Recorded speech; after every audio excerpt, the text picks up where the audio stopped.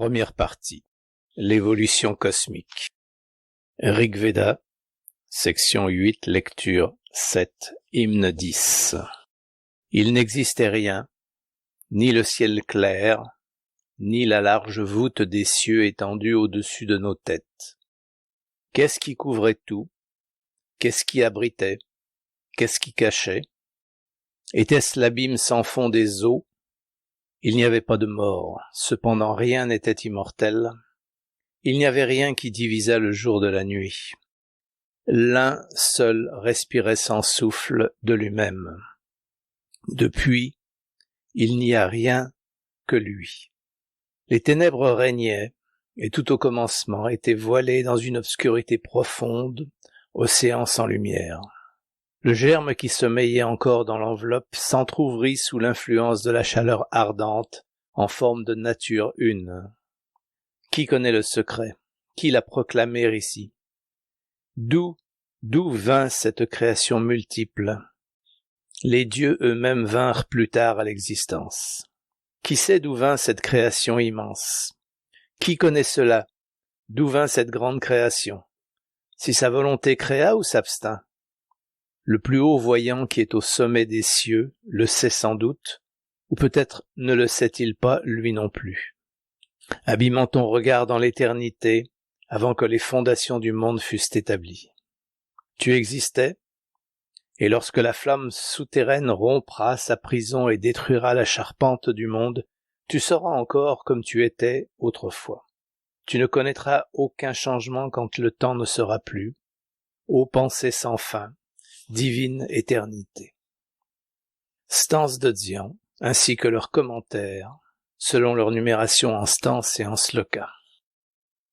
Stance 1, paragraphe 1.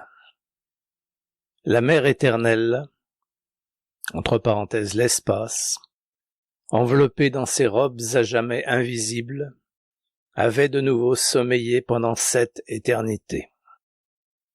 Commentaire. La mer, l'espace est la cause éternelle toujours présente de tout. La divinité incompréhensible, dont les robes invisibles sont la racine mystique de toute matière et de l'univers. L'espace est la seule chose éternelle que nous soyons capables d'imaginer facilement, immuable dans son abstraction, aussi ininfluencé par la présence que par l'absence en lui d'un univers objectif. Il est sans dimension, dans tous les sens, et soi existant. L'esprit est la première différenciation de cela, la cause sans cause de l'esprit et de la matière. Comme il est enseigné dans le catéchisme ésotérique, il n'est ni le vide sans borne, ni la plénitude conditionnée, mais les deux à la fois. Il fut et sera toujours. Ainsi les robes représentent le noumen de la matière cosmique non différenciée. Ce n'est pas la matière telle que nous la connaissons, mais l'essence spirituelle de la matière, et elle est co-éternelle et même un avec l'espace dans son sens abstrait. La nature racine est aussi la source des subtiles propriétés invisibles de la matière visible. C'est pour ainsi dire l'âme de l'esprit unique et infini. Les hindous l'appellent Mula Prakriti et disent que c'est la substance primordiale qui est la base de l'upadi, ou véhicule de chaque phénomène, qu'il soit physique, psychique ou mental. C'est la source d'où rayonne Aquasha.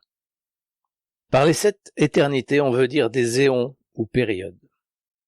Éternité, telle qu'elle est comprise dans la théologie chrétienne, n'a pas de signification pour l'oreille asiatique, sauf dans son application à l'existence unique. Le mot sempiternel qui indique l'éternité seulement dans l'avenir n'est autre chose qu'un terme impropre. Note. Il est dit, au livre 2, chapitre 8 du Vishnu Purana, on entend par immortalité l'existence jusqu'à la fin du Kalpa, et Wilson, le traducteur, dit en note « Voilà, selon les Védas, tout ce que l'on doit comprendre au sujet de l'immortalité, ou éternité des dieux. Ils périssent à la fin de la dissolution universelle, ou pralaya. Et la philosophie ésotérique dit « ils ne périssent pas, mais ils sont de nouveau absorbés. » Fin de note. De tels mots n'existent pas, ne peuvent pas exister dans la métaphysique philosophique et n'étaient pas connus avant le christianisme ecclésiastique. Les 7 éternités signifient les 7 périodes ou un laps de temps répondant dans sa durée aux 7 périodes d'un Manvantara, allant d'un bout à l'autre d'un Mahakalpa ou grand âge, entre parenthèses 100 années de Brahma, lequel est d'un total de 311 040 milliards d'années. Chaque année de Brahma est composée de 360 jours et du même nombre de nuits de Brahma, entre parenthèses supputation par le Chandrayana ou année lunaire, et un jour de Brahma comprend 4 320 millions de nos années mortelles. Ces éternités relèvent des calculs les plus secrets dans lesquels, afin d'arriver au total exact, chaque chiffre doit être une puissance de 7, l'exposant variant selon la nature du cycle dans le monde subjectif ou réel. Il faut aussi que tout nombre représentant les cycles différents ou s'y rapportant, du plus grand au plus petit, dans le monde objectif ou non réel, soit nécessairement multiple de 7.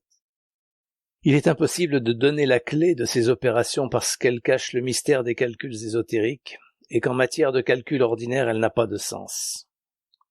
Le nombre 7, dit la Kabbale, est le grand nombre des mystères divins. Le nombre 10 est celui de toute connaissance humaine, entre parenthèses décade de Pythagore. 1000 est la 3e puissance de 10 et par conséquent le chiffre 7000 est symbolique aussi. Dans la doctrine secrète, le chiffre 4 est le symbole mâle, mais seulement sur le plan le plus élevé de l'abstraction. Sur le plan de la matière, 3 est le masculin et 4 le féminin. La verticale et l'horizontale dans le 4e stage du symbolisme, lorsque les symboles deviennent les glyphes des pouvoirs générateurs sur le plan physique. Stance 1, verset 2. Le temps n'était pas, car il dormait dans le sein infini de la durée. Commentaire. Le temps n'est qu'une illusion produite par la succession de nos états de conscience à mesure que nous voyageons à travers la durée éternelle. Il ne peut pas exister lorsqu'il n'y a plus de conscience dans laquelle cette illusion puisse être produite. Dans ce cas, il gît endormi. Le présent n'est qu'une ligne mathématique qui sépare cette partie de la durée éternelle que nous appelons l'avenir de cette partie que nous appelons le passé. Rien sur la Terre n'a une durée réelle, car rien ne reste sans changement, ou dans le même état, durant 1 milliardième de seconde. Et la sensation que nous avons de l'actualité de cette division du temps, connue sous le nom de présent, vient de l'imprécision de cet aperçu momentané, ou de cette succession d'aperçus des choses que nous donne les sens, à mesure que ces choses passent de la région de l'idéal que nous appelons l'avenir, à celle du souvenir que nous appelons le passé. De même, nous recevons l'impression d'une sensation de durée dans le cas de l'étincelle électrique instantanée, par suite de l'impression obscure et continue qu'elle produit sur la rétine. La personne ou la chose réelle ne consiste pas entièrement en ce qu'on en voit à un moment donné. Elle se compose de la somme de toutes ces diverses conditions changeantes, depuis son apparence dans la forme matérielle jusqu'à sa disparition de la Terre. Ce sont ces sommes totales qui existent de toute éternité dans l'avenir et qui passent par degrés à travers la matière pour exister éternellement dans le passé. Personne ne dirait qu'une barre de métal tombant dans la mer commence à exister du moment où elle quitte l'atmosphère et cesse d'exister en rentrant dans l'eau, et que la barre elle-même ne consiste qu'en sa section, qui à un moment donné a pu coïncider avec le plan mathématique qui sépare et unit en même temps l'atmosphère et l'océan. Il en va de même pour les personnes et les choses qui, tombant du sera dans le a été, c'est-à-dire de l'avenir dans le passé, présentent momentanément à nos sens une section, pour ainsi dire de leurs soi totaux, en passant à travers le temps et l'espace, entre parenthèses en tant que matière, dans leur voyage d'une éternité à une autre, et ces deux éternités constituent cette durée dans laquelle seulement les choses ont une existence réelle, si nos sens avaient la capacité de l'apercevoir. Stance 1, verset 3. Le mental universel n'était pas, car il n'y avait pas de AI pour le contenir. Note, les AI sont des êtres célestes. Le mental est le nom donné à la somme des états de conscience qui sont groupés sous les mots de pensée, volonté et sentiment. Pendant le sommeil profond, l'idéation cesse sur le plan physique et la mémoire est suspendue. Pendant ce temps, par conséquent, le mental n'est pas, parce que l'organe à travers lequel l'ego, avec une majuscule, manifeste l'idéation et la mémoire sur le plan matériel a temporairement cessé de fonctionner. Un noumen ne peut devenir phénomène sur un plan quelconque d'existence qu'en se manifestant sur ce plan au moyen d'une base ou véhicule approprié, et pendant la longue nuit de repos appelée pralaya, lorsque toutes les existences sont dissoutes, le mental universel reste comme une possibilité permanente d'action mentale, ou comme cette pensée abstraite et absolue dont le mental est la manifestation concrète et relative. Les AI, ou Jian-Chohan, sont la multitude collective des êtres spirituels, les légions d'anges des chrétiens, les Elohim et les messagers des juifs, qui sont le véhicule de la manifestation de la pensée et de la volonté divine ou universelle. Ils sont les forces intelligentes qui impriment les lois de la nature et les réalisent en elles, tandis qu'elles défèrent elles-mêmes à des lois qui leur sont imposées de façon analogue par des pouvoirs plus élevés encore. Mais elles ne sont pas les personnifications des pouvoirs de la nature, comme on le pense à tort. Cette hiérarchie d'êtres spirituels à travers laquelle vient agir le mental universel ressemble à une armée, une multitude en vérité, par laquelle se manifeste le pouvoir combattant d'une nation, et qui est composée de corps d'armée, de divisions, de brigades, de régiments, et ainsi de suite, chacun avec son individualité ou sa vie, avec sa liberté d'action limitée et ses responsabilités limitées. Chacun contenu dans une individualité plus grande, à laquelle ses propres intérêts sont subordonnés, et chacun enfin contenant en lui-même de moindres individualités. Stance 1, verset 4. Les 7 chemins de la béatitude, c'est-à-dire ce qu'on appelle nirvana, n'étaient pas. Les grandes causes de la misère n'étaient pas, c'est-à-dire nidana et maya, car il n'y avait personne pour les produire et personne pour tomber dans leur piège. Commentaire. Il y a 7 sentiers ou voies conduisant à la béatitude de la non-existence, qui est l'être, l'existence et la conscience absolue. Il n'était point parce que l'univers était jusqu'alors vide et n'existait que dans la pensée divine. Car ce sont les 12 nidanas ou causes de l'être. Chacune est l'effet de la cause précédente et à son tour la cause de son successeur. La somme totale des nidanas est basée sur les 4 vérités, doctrines qui caractérisent spécialement le système Hinayana. Elles appartiennent à la théorie qui dit que tout subit le courant de la loi inéluctable qui produit le mérite et le démérite, et finalement met karma en pleine action. C'est un système basé sur la grande vérité qu'on doit redouter la réincarnation parce que l'existence dans ce monde n'apporte aux hommes que souffrance, misère et douleur. La mort même étant incapable d'en délivrer les hommes, puisque la mort n'est qu'une porte par laquelle ils passent à une autre vie sur la terre, après un peu de repos sur son seuil, le dévacant. Le système Hinayana, ou école du petit véhicule, date de temps très anciens, tandis que le Mahayana, ou école du grand véhicule, est d'une période plus récente. Il a commencé après la mort de Bouddha. Cependant, les doctrines de cette dernière école sont aussi vieilles que les montagnes qui ont été le siège de pareilles écoles depuis des temps immémoriaux, et en réalité, l'école Hinayana et l'école Mahayana enseignent toutes les deux la même doctrine. Yana, ou véhicule, en sanskrit Vahan, est une expression mystique. Les 2 véhicules inculquent la doctrine que l'homme peut éviter les souffrances d'une renaissance, et même la fausse béatitude du dévacant, en obtenant la sagesse et la connaissance qui seules peuvent dissiper les fruits de l'illusion et de l'ignorance. Maya, ou illusion, est un élément qui entre dans toutes les choses finies, car tout ce qui existe n'a qu'une réalité relative et non absolue, puisque l'apparence que le noumen caché revêt pour un observateur donné dépend du pouvoir de discernement de ce dernier. Pour l'œil non exercé du sauvage, une peinture est d'abord une confusion dépourvue de sens, de lignes et de taches de couleurs, tandis qu'un œil cultivé y voit tout de suite un visage ou un paysage. Rien n'est permanent, à l'exception de l'unique existence cachée et absolue qui contient elle-même les noumens de toute réalité. Les existences appartenant à chaque plan d'être, jusqu'aux Dianshohan les plus élevés, sont, comparativement, comme les ombres jetées par une lanterne magique sur un écran incolore. Néanmoins, toutes ces choses sont relativement réelles, car l'observateur est lui aussi une réflexion, et les choses perçues lui sont donc aussi réelles que lui-même. Pour savoir quelle réalité possèdent les choses, il faut les considérer avant ou après qu'elles ont passé comme un éclair à travers le monde matériel.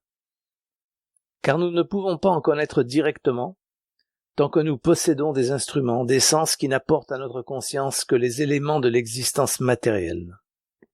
Sur quelque plan que notre conscience agisse, les choses qui appartiennent à ce plan sont comme nous-mêmes pour le moment nos seules réalités. Mais, à mesure que nous nous élevons sur l'échelle du développement, nous nous apercevons que, dans les étapes par lesquelles nous avons passé, nous avons pris des ombres pour des réalités, et que le progrès ascendant de l'ego est une série d'éveils progressifs, chaque pas en avant apportant avec lui l'idée que maintenant nous avons enfin atteint la réalité. Mais ce n'est seulement que lorsque nous aurons atteint la conscience absolue et fusionné la nôtre en elle, que nous serons délivrés des illusions produites par Maya. Stance 1, verset 5. Les ténèbres seules remplissaient le tout sans borne, car le Père, la Mère et le Fils étaient de nouveau un, et le Fils ne s'était pas encore réveillé pour la roue nouvelle et son pèlerinage sur elle. Note. Le terme roue est l'expression symbolique pour désigner un monde ou un globe, ce qui montre que les anciens savaient bien que notre Terre était un globe en révolution, et non pas un carré immobile, comme l'ont écrit quelques-uns des pères de l'Église.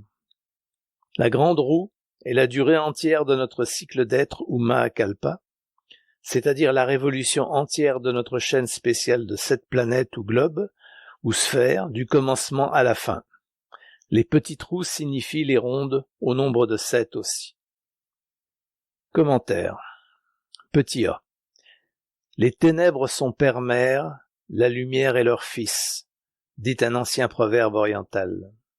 La lumière est inconcevable si elle ne vient de quelque source qui en soit la cause, et comme dans le cas de la lumière primordiale cette source est inconnue, quoique si exigée par la raison et la logique, nous l'appelons, au point de vue intellectuel, ténèbres.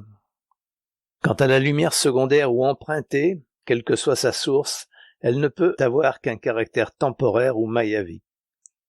Les ténèbres sont donc la matrice éternelle dans laquelle les sources de la lumière apparaissent et disparaissent. Sur le plan qui est nôtre, rien n'est ajouté aux ténèbres pour en faire de la lumière, et rien non plus à la lumière pour en faire des ténèbres. Les deux sont interchangeables et scientifiquement la lumière n'est qu'un mode des ténèbres et vice-versa. Cependant, toutes les deux sont les phénomènes du même noumen, qui est pour l'esprit scientifique l'obscurité absolue. Pour la perception du mystique ordinaire, un crépuscule gris, mais pour l'œil spiritualisé de l'initié, la lumière absolue. Le degré de lumière que nous percevons dans les ténèbres dépend de nos pouvoirs de vision. Ce qui est pour nous la lumière est pour certains insectes l'obscurité, et l'œil du clairvoyant voit l'illumination là où l'œil normal ne perçoit que le noir.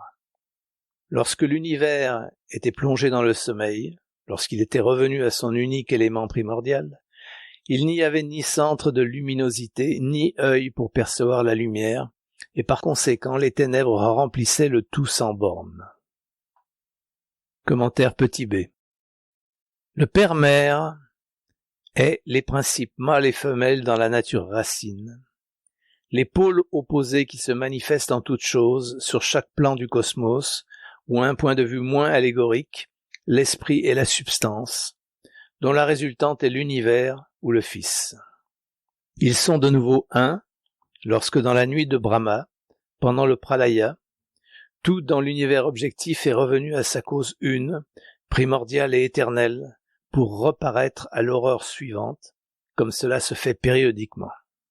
Karana, la cause éternelle, était seule. Pour l'expliquer plus clairement, nous dirons Karana est seul pendant les nuits de Brahma. Le précédent univers objectif s'est dissous dans sa seule cause, primordiale et éternelle. Il est, pour ainsi dire, resté en dissolution dans l'espace pour se différencier de nouveau et se cristalliser une fois de plus à l'aurore manvantarique suivante, laquelle est le commencement d'un nouveau jour ou d'une nouvelle activité de Brahma, symbole d'un univers. En langage ésotérique, Brahma est le Père, Mère, Fils ou Esprit, âme et corps à la fois. Chaque personnage étant le symbole d'un attribut, et chaque attribut ou qualité étant une émanation graduée du souffle divin dans sa différenciation cyclique, involutive et évolutive.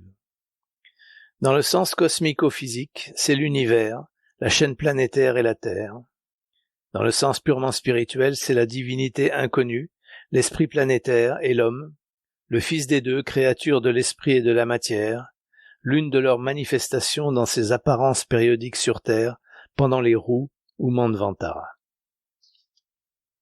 Stance 1, verset 6. Les 7 seigneurs sublimes et les 7 vérités avaient cessé d'être, et l'univers, fils de la nécessité, était plongé en Paranishpana, pour être exhalé par le souffle de ce qui est et cependant n'est pas. Rien n'était. Note, la perfection absolue, Paranirvana, qui est Yongrub. Commentaire, petit a. Les 7 seigneurs sublimes sont les 7 esprits créateurs, les Dhyan-Chohan qui correspondent aux Elohim hébreux. C'est la même hiérarchie d'archanges à laquelle appartiennent dans la théogonie chrétienne Saint Michel, Saint Gabriel et autres. Toutefois, la théologie dogmatique romaine affecte par exemple Saint Michel à la garde de tous les golfes et des promontoires, tandis que d'après l'ésotérisme, les Dhyanis veillent successivement sur l'une des rondes et sur les grandes races racines de notre chaîne planétaire. On dit en outre qu'ils envoient leurs bodhisattvas correspondants humains des Dhyani Bouddha pendant chaque ronde et chaque race. Des 7 vérités ou révélations, ou plutôt secrets révélés, il ne nous en est encore parvenu que 4, parce que nous ne sommes que dans la 4e ronde. Et c'est pour la même raison que le monde n'a eu jusqu'ici que 4 Bouddhas. C'est là du reste une question très complexe, qui recevra ultérieurement de plus amples développements. Jusqu'ici donc, disent les hindous et les bouddhistes, il n'existe que 4 vérités et 4 Védas. C'est pour la même raison qu'Irénée insistait sur la nécessité de 4 évangiles. Mais comme chaque nouvelle race racine, au commencement d'une ronde, doit avoir sa révélation et ses révélateurs, la ronde prochaine apportera la 5e révélation, la suivante la 6e et ainsi de suite. Note, commentaire, petit b. Paranishpana est la perfection absolue qu'atteignent toutes les existences à la fin d'une grande période d'activité, ou Maha Manvantara, et dans laquelle elles se reposent durant la période suivante de repos. On l'appelle en tibétain Yongrub. Jusqu'à l'époque de l'école Yogacharya, la vraie nature du Paranirvana était enseignée publiquement, mais depuis elle est devenue entièrement ésotérique. C'est ce qui a donné naissance à tant d'interprétations contradictoires. Il n'y a du reste qu'un véritable idéaliste qui puisse la comprendre. Pour comprendre cet état et saisir comment le non-égo, le vide et les ténèbres sont 3 dans un, seul parfait et soi existant, il faut tout envisager comme idéal, à l'exception de Paranirvana. Ce n'est absolu pourtant qu'à un point de vue relatif, car cela doit faire place à une perfection plus absolue encore et d'un degré d'excellence plus élevé dans les périodes d'activité suivantes, comme, si un tel mode d'expression était permis, une fleur parfaite doit cesser d'être fleur parfaite et mourir afin de devenir un fruit parfait. La doctrine secrète enseigne le développement progressif de toutes choses, des mondes aussi bien que des atomes, et ce merveilleux développement n'a ni commencement concevable, ni fin imaginable. Notre univers n'est qu'une unité dans un nombre infini d'univers, lesquels sont tous fils de nécessité, tous les anneaux de la grande chaîne cosmique des univers, et chacun dans la relation d'effet par rapport à celui qui le précède et de cause pour celui qui le suit. L'apparition et la disparition de l'univers sont dépeintes comme un expire et un inspire du grand souffle, qui est éternel, et qui, étant mouvement, est l'un des 3 symboles de l'absolu, l'espace abstrait et la durée étant les 2 autres. Lorsque le grand souffle est projeté, il s'appelle le souffle divin et on le considère comme la respiration de la divinité inconnaissable, l'existence une, qui expire pour ainsi dire une pensée qui devient tout le cosmos. Il en est de même lorsque le souffle divin est inspiré, l'univers disparaît dans le sein de la grande mer qui dort alors, enveloppée dans ses robes à jamais invisibles. Commentaire petit c. Par ce qui est et cependant n'est pas, on entend le grand souffle lui-même, auquel nous ne pouvons donner que le nom d'existence absolue, mais que nous ne pouvons représenter à notre imagination comme une forme quelconque d'existence pouvant être distinguée de la non-existence. Les trois périodes, le présent, le passé et l'avenir, sont, dans la philosophie ésotérique, un temps composé, car les trois ne sont un nombre composé qu'en ce qui concerne le plan phénoménal, tandis que dans le royaume des noumènes, ils n'ont pas de validité abstraite. Comme disent les Écritures, le passé et le présent et aussi l'avenir, qui quoiqu'il n'existe pas encore, cependant est, selon un enseignement du Prasanga Madhyamika, dont les dogmes sont connus depuis qu'il s'est séparé des écoles purement ésotériques. En résumé, nos idées sur la durée et le temps sont toutes dérivées de nos sensations d'après les lois d'association des idées. Inextricablement liées à la relativité du savoir humain, ces idées ne peuvent cependant avoir d'existence que dans l'expérience de l'ego individuel, et elles périssent lorsque sa marche révolutive dissipe la maya de l'existence phénoménale. Qu'est-ce que par exemple que le temps, sinon la succession panoramique de nos états de conscience? Voici à ce sujet les paroles d'un maître. Je répugne à me servir de ces trois mots impropres, passé, présent et avenir, pauvre conception des phases objectives du tout subjectif. Ils conviennent aussi peu à leur objet qu'une hache au travail d'une fine ciselure. Il faut acquérir Paramartha pour ne pas devenir une proie trop facile de Samvriti. C'est un axiome philosophique. Note. Pour parler plus clairement, on doit acquérir la vraie soi-conscience pour comprendre Samvriti ou l'origine de l'illusion. Paramartha est le synonyme du terme sanskrit Svasemvedana, ou la réflexion qui s'analyse elle-même. Il y a une différence dans l'interprétation de la signification de Paramartha entre les Yogacharyas et les Madhyamikas, mais aucune de ces deux écoles n'explique le vrai sens ésotérique de cette expression. Stance 1, verset 7. Les causes de l'existence avaient été éliminées. Le visible qui avait été et l'invisible qui est se reposaient dans le non-être éternel, être unique. Commentaire, petit a. Les causes de l'existence signifient non seulement les causes physiques connues de la science, mais les causes métaphysiques dont la principale est le désir d'exister, produit de Nidana et de Maya. Ce désir d'une vie sensible se montre en tout, de l'atome au soleil, et c'est une réflexion de la pensée divine projetée dans l'existence objective comme loi qui veut que l'univers existe. Selon l'enseignement ésotérique, la cause réelle de ce désir supposé et de toute existence reste à jamais cachée, et ses premières émanations sont les abstractions les plus complètes que le mental puisse concevoir. Il nous faut postuler ces abstractions comme cause de cet univers matériel qui se présente au sens et à l'intelligence. Elles doivent nécessairement être sous-jacentes au pouvoir secondaire et subordonné de la nature, que la multitude de tous les âges a anthropomorphisé et adoré comme Dieu, avec une majuscule, et Dieu au pluriel. Il est impossible de concevoir quoi que ce soit sans une cause. Essayer de le faire serait réduire le mental à zéro. C'est virtuellement l'état dans lequel le mental doit finalement se trouver lorsque nous essayons de remonter la chaîne des causes et des effets. Mais la science et la religion se jettent beaucoup plus vite dans cet état qu'il n'est nécessaire, car elles ignorent les abstractions métaphysiques qui sont les seules causes concevables des concrétisations physiques. Ces abstractions deviennent de plus en plus concrètes à mesure qu'elles s'approchent de notre plan d'existence, jusqu'à ce que finalement elles deviennent phénoménales sous forme d'univers matériel, par un procédé de conversion de métaphysique en physique, analogue à celui par lequel la vapeur se condense en eau et l'eau se congèle en glace. Commentaire petit b.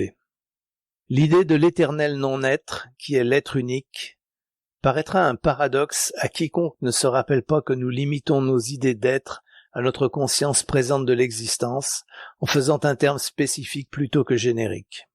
Un enfant non encore né, s'il pouvait penser, dans l'acception que nous donnons à ce mot, limiterait nécessairement de la même manière sa conception de l'être à la vie intra-utérine, la seule qu'il connaisse, et s'il cherchait à exprimer à sa conscience l'idée de la vie après la naissance, pour lui la mort, il arriverait probablement, faute de données de base et de facultés pour comprendre celle-ci, à exprimer cette vie comme le non-être qui est l'être réel. Dans notre cas, l'être unique est le noumen de tous les noumens que nous savons être sous-jacents à tous les phénomènes et leur donner le peu d'ombre de réalité qu'ils possèdent, mais pour lesquels nous manquons des sens et de l'intelligence nécessaires à leur connaissance. Les atomes impalpables d'or parsemés à travers la substance d'une tonne de quartz aurifié sont peut-être imperceptibles à l'œil nu du mineur, cependant celui-ci sait que non seulement ils y sont, mais que seul donne à son quartz une valeur appréciable. Et cette relation entre l'or et le quartz ne peut que faiblement esquisser celle qui existe entre le noumen et le phénomène. Mais le mineur sait que ce sera l'or extrait, tandis que le mortel ordinaire ne peut avoir aucune conception de la réalité des choses séparées de la maya qui les voile et où elles sont cachées. L'initié seul, riche de la science acquise par les nombreuses générations de ses devanciers, dirige l'œil de Dangma vers l'essence des choses sur lesquelles Maya ne peut avoir d'influence. C'est ici que les enseignements de la philosophie ésotérique, dans ses relations avec les Nidanas et les quatre vérités, deviennent d'une grande importance, mais ils sont secrets. Stance 1, verset 8. Seule l'unique forme de l'existence s'étendait sans borne, infinie, sans cause, dans son sommeil sans rêve, et la vie vibrait inconsciente dans l'espace universel, partout en cette présence absolue qui est ressentie par l'œil ouvert de Dangma. Note. Aux Indes, on appelle l'œil de Shiva, mais au-delà des grandes montagnes, il est connu dans la phraséologie ésotérique comme l'œil ouvert de Dangma. Dangma signifie une âme purifiée, celle qui est devenue un Jivanmukta, l'adepte le plus élevé, ou pour mieux dire, un Mahatma. Son œil ouvert est l'œil spirituel interne du voyant, et la faculté qui en résulte n'est pas la clairvoyance dans son acception ordinaire, c'est-à-dire la possibilité de voir à distance, mais plutôt la faculté d'intuition spirituelle au moyen de laquelle la connaissance directe et certaine est obtenue.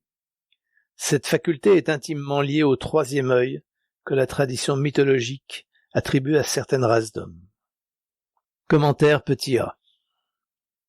La tendance de la pensée moderne est de recourir à l'idée très ancienne d'une base homogène pour des choses en apparence très différentes, l'hétérogénéité développée et l'homogénéité.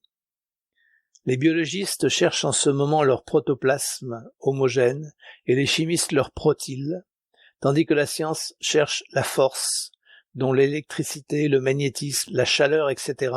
sont les différenciations. La doctrine secrète porte cette idée dans la métaphysique et postule une seule forme d'existence, comme base et source de toute chose. Mais peut-être que la phrase « une seule forme d'existence » n'est pas tout à fait correcte. Le mot sanskrit est « prabhavapyapya », l'endroit ou plutôt le plan d'où tout sort et dans lequel tout rentre, comme dit un commentateur.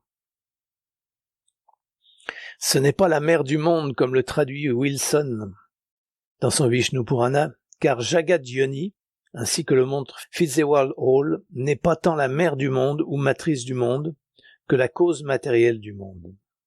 Les commentateurs puraniques l'interprètent par Karana, cause, mais la philosophie ésotérique en fait l'esprit idéal de cette cause.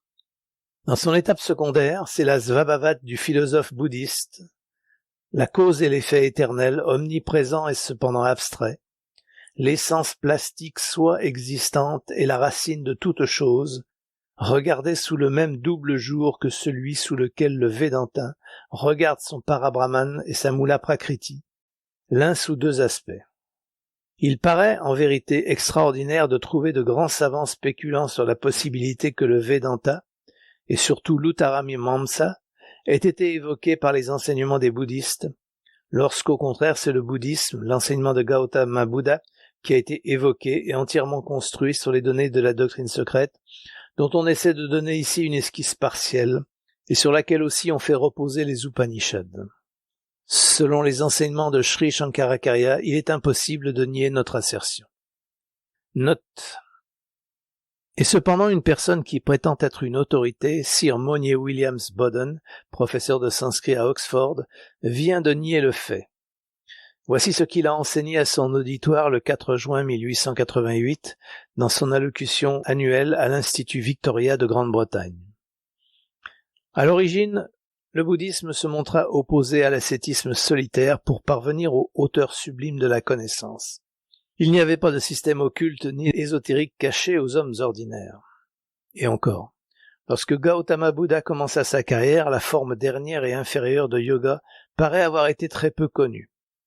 Et alors, se contradisant, le savant conférencier enseigne à son auditoire que nous apprenons du Lalista Vistara que des formes variées de torture corporelle, de macération et d'austérité étaient communes au temps de Gautama. Mais le conférencier paraît ne pas savoir que cette espèce de torture et de macération est précisément la forme inférieure de yoga, le Hatha Yoga, système qui, d'après le conférencier, était très peu connu et cependant si commun au temps de Gautama. Note numéro 2. On prétend même que les 6 darshanas ou écoles de philosophie présentent des traces de l'influence de Bouddha, traces dérivées soit du bouddhisme, soit des enseignements grecs. Nous nous rappelons heureusement que Colebrook, la plus grande autorité sur de tels sujets, a depuis longtemps tranché la question en démontrant que les hindous furent dans ce cas les maîtres et non les élèves. Commentaire petit b. Le sommeil sans rêve est l'un des 7 états de conscience connus dans l'ésotérisme oriental. Dans chacun de ces états, une partie différente du mental se met en action. Ou comme dirait un Védantin, l'individu est conscient sur un plan différent de son être.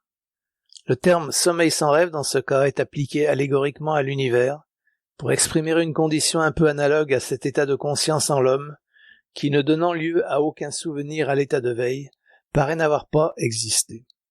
De même que le sommeil d'un sujet magnétisé lui paraît avoir été dépourvu de conscience lorsqu'il retourne à sa condition normale, quoiqu'il vienne de parler et d'agir comme l'aurait fait un individu conscient. Stance 1, verset 9. Mais où était Dangma lorsque l'alaya de l'univers était en Paramartha et que la grande roue était Anupadaka? Commentaire, petit a. Nous avons ici le sujet qui fit pendant des siècles le fond des disputes scolastiques. Les deux termes alaya et Paramartha ont été la cause d'une foule de discussions dans les écoles et de l'éclatement de la vérité en un plus grand nombre d'aspects que cela n'a été le cas pour d'autres mots mystiques.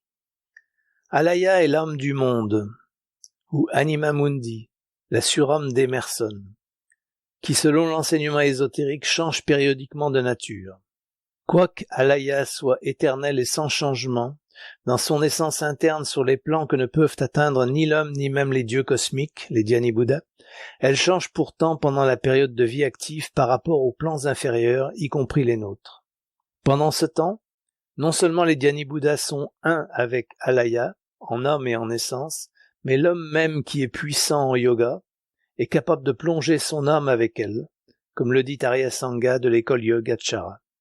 Ce n'est pas le nirvana, mais une condition qui en est voisine. De là le désaccord.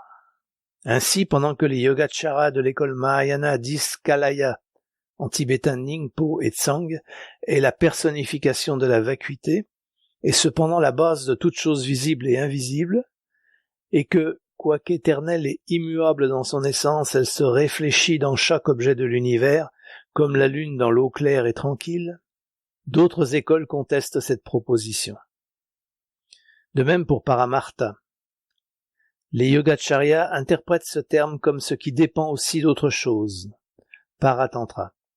Et les Madhyamikas disent que Paramartha est limité à Paranishpana ou perfection absolue, c'est-à-dire que dans l'exposition de ces deux vérités parmi les 4, les premiers croient et maintiennent qu'au moins sur ce plan, il n'existe que Samvriti Satya ou la vérité relative, et les derniers enseignent l'existence de Paramartha Satya, la vérité absolue. Note, Paramartha Satya est la soi-conscience, Svasamvedana la réflexion qui s'analyse, de Parama, au-dessus de tout, et Artha compréhension.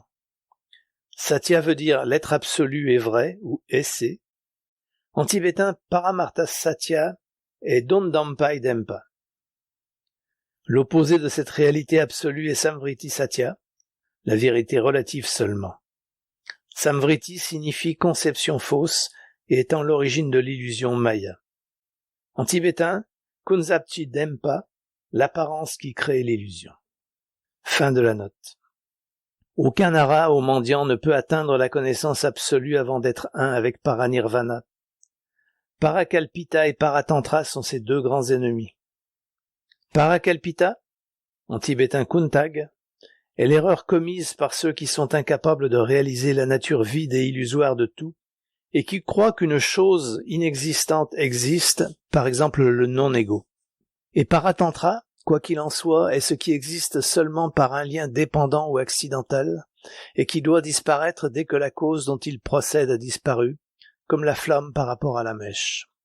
Détruisez ou éteignez-la et la lumière disparaît. La philosophie ésotérique enseigne que tout vit et est conscient, mais non que toute vie et toute conscience soient semblables à celle des êtres humains ou même des animaux.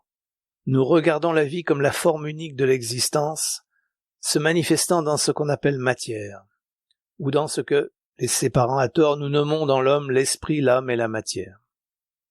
La matière est le véhicule pour la manifestation de l'homme sur ce plan d'existence, et sur un plan plus élevé, l'âme est le véhicule pour la manifestation de l'esprit, et les trois forment une trinité synthétisée par la vie qui les pénètre tous. L'idée de la vie universelle est une de ces conceptions anciennes qui, dans ce siècle, sont en train de revenir dans le mental humain comme résultat de sa libération de la théologie anthropomorphique. Il est vrai que la science se contente de tracer ou de postuler les signes de cette vie universelle et n'a pas encore été assez hardie pour proférer le mot anima mundi. L'idée de la vie cristalline, familière maintenant à la science, aurait été rejetée avec mépris il y a un demi-siècle. Les botanistes cherchent en ce moment les nerfs des plantes, non parce qu'ils supposent que les plantes peuvent sentir et penser comme les animaux, mais parce qu'ils croient qu'une organisation semblable aux nerfs de la vie animale est nécessaire pour expliquer la croissance et la nutrition des végétaux.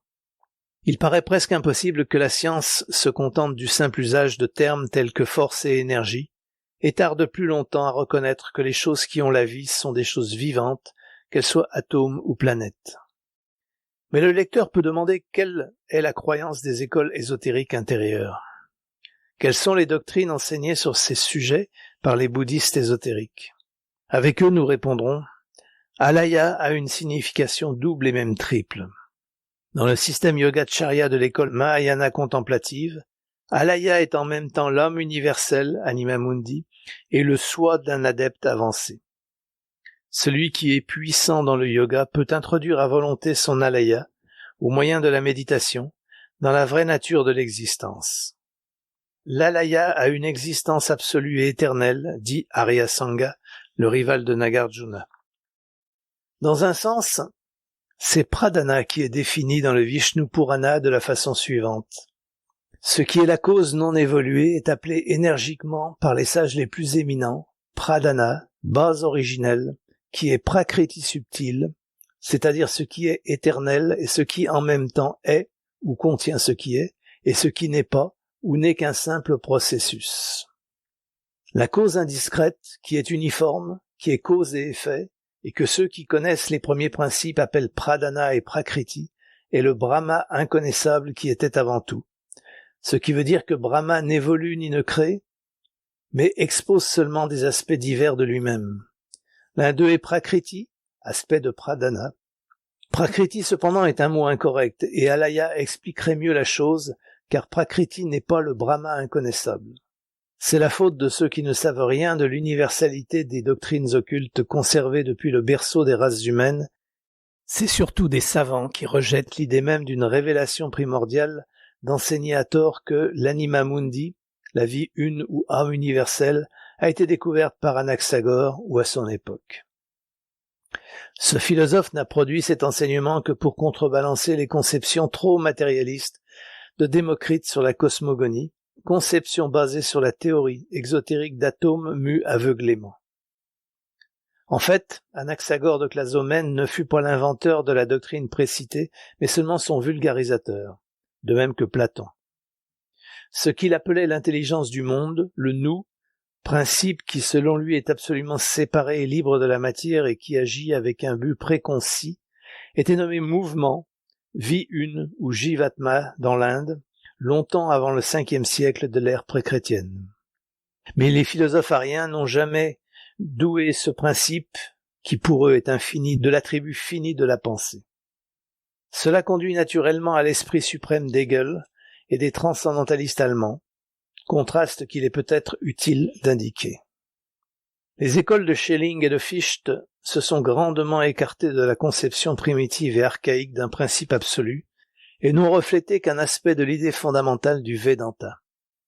Même l'Absolutergeist, esquissé par von Hartmann dans sa philosophie pessimiste de l'inconscient, tout en étant peut-être l'approximation la plus étroite de l'advaïtisme hindou qui atteint la spéculation européenne, est lui-même encore très loin de la réalité. Selon Hegel, l'inconscient n'aurait jamais entrepris la tâche si vaste et si laborieuse d'évoluer l'univers, si ce n'est dans l'espoir d'arriver à la soi-conscience. À ce propos, il faut se rappeler qu'en qualifiant l'esprit, mot que les panthéistes européens emploient comme équivalent de parabrahman, d'inconscient, ils n'attachent pas à cette expression la signification qu'elle comporte ordinairement. Ils l'emploient parce qu'ils n'ont pas de meilleur terme pour symboliser un mystère profond. Ils nous disent que la conscience absolue qui est derrière le phénomène, et qui n'est appelée inconscience que parce qu'il n'y a en elle aucun élément de personnalité, transcende la conception humaine. L'homme, impuissant à former le plus petit concept autrement qu'en termes de phénomène empirique, est incapable, par la constitution même de son être, de soulever le voile qui cache la majesté de l'absolu. L'esprit libéré, seul, est capable de saisir faiblement la nature de la source d'où il est sorti, et où il doit à la longue revenir. Comme cependant le Dhyan Chohan le plus élevé ne peut que se courber dans son ignorance devant le mystère terrible de l'être absolu, et puisque même à ce point culminant de l'existence consciente, l'individu se fondant dans la conscience universelle pour se servir d'une phrase de Fichte, le fini ne peut concevoir l'infini, ni ne peut lui appliquer ses propres étalons d'expérience mentale, comment peut-on même dire que l'inconscient et l'absolu peuvent avoir une impulsion instinctive ou l'espoir d'arriver à la claire soi-conscience? Un védantin, de plus, n'admettrait jamais cette idée hegelienne, et un occultiste dirait qu'elle s'applique parfaitement au mahat éveillé, c'est-à-dire au mental universel déjà projeté dans le monde phénoménal comme premier aspect de l'immuable absolu, mais jamais à ce dernier. On nous enseigne que l'esprit et la matière, ou Purusha et Prakriti, ne sont que les deux aspects primitifs de l'un qui est sans second. Le nous qui fait mouvoir la matière, l'âme qui anime, immanente dans chaque atome, manifestée dans l'homme, latente dans la pierre, à différents degrés de pouvoir. Et cette idée panthéiste d'une âme-esprit générale, pénétrant toute la nature, est la plus ancienne de toutes les notions philosophiques. L'archer ne fut une découverte ni de Paracels ni de son élève Van Helmont, car ce même archer est l'éther père, base et source manifestée des phénomènes innombrables de la vie localisée. Toute la série des spéculations sans nombre de ce genre ne sont que des variations sur le même sujet, et la tonique en a été donnée dans cette révélation primordiale. Commentaire petit b. Le terme Anupadaka, sans parents ou sans progéniteur, est une désignation mystique ayant dans notre philosophie plusieurs significations. Par ce nom, on désigne ordinairement les êtres célestes, les Dhyan Chohan ou Dhyani Bouddha. Ces derniers correspondent mystiquement au Bouddha et au Bodhisattva humain, connus sous le nom de Manushi, c'est-à-dire humain Bouddha, et qui plus tard sont désignés sous le nom d'Anupadaka, lorsque leur personnalité entière est fondue dans leurs 6e et 7e principes associés, ou Atma Buddhi, et qu'ils sont devenus les âmes diamants, Vajrasattva, ou Mahatma complet. Le Seigneur caché, Sangbhai Dakpo, celui qui est immergé dans l'absolu, ne peut pas avoir de parents puisqu'il est soit existant et un avec l'esprit universel, Svayambhu, le Svabhavat dans son aspect le plus élevé. Le mystère de la hiérarchie de l'Anupadaka est grand. Son sommet est l'âme-esprit universel et sa base, le Manushi Bouddha, et même chaque homme doué d'une âme est un Anupadaka à l'état latent. Aussi disons-nous, lorsque nous parlons de l'univers, dans sa condition sans forme, éternelle ou absolue, avant qu'il ait été façonné par les constructeurs, la grande roue était à nous pas d'Aka. Fin de la stance 1.